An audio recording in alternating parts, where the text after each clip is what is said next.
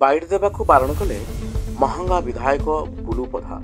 कारण पचारू उत्तर मिला से निजे प्रचार नुहे जनता मंगल कार्यक्रम कर।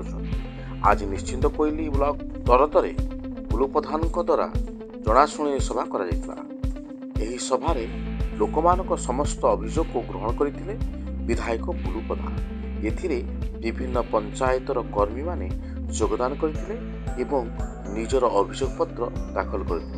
सुंदर आयोजन करते माननीय विधायक महंगार नूतन विधायक बुलू भाई से जो प्रत्येक पंचायत गस्त करके कार्यक्रम कर पंचायत स्तर में शिविर और कृतज्ञता सभा बहुत सुंदर कार्यक्रम।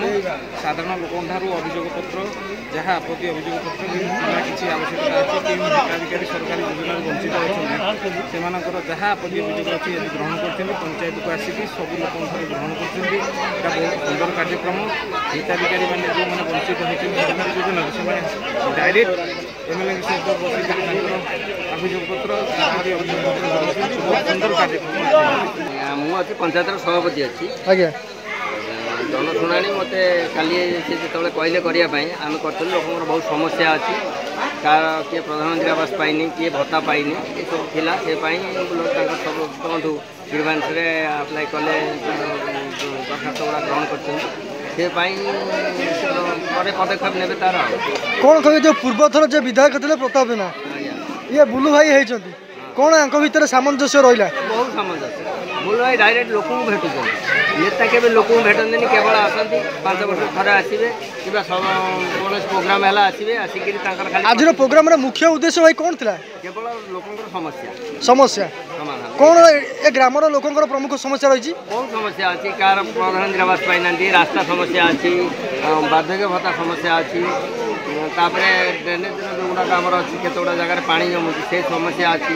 साधारण लोक मानकर अभियोग जमिति ग्रहण करा जाए एठू समस्त शिखा उचित जे साधारण लोक संगे नेता कौ भली बसी समस्त पर्सनाली अभियोग ग्रहण करुँचा देखिबार कथा।